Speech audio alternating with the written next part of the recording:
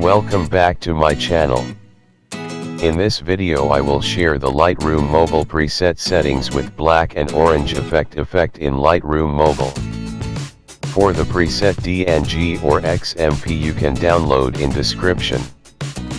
But the preset file is password protected. And password is posted in the video, it will pop up somewhere in the video. So don't skip videos so you can find the password. Support us with like, share and subscribe. For the use of these presets, please adjust to the photos that match. Because each person has different tastes. Okay friend, for the preset settings you can follow my settings. Happy watching.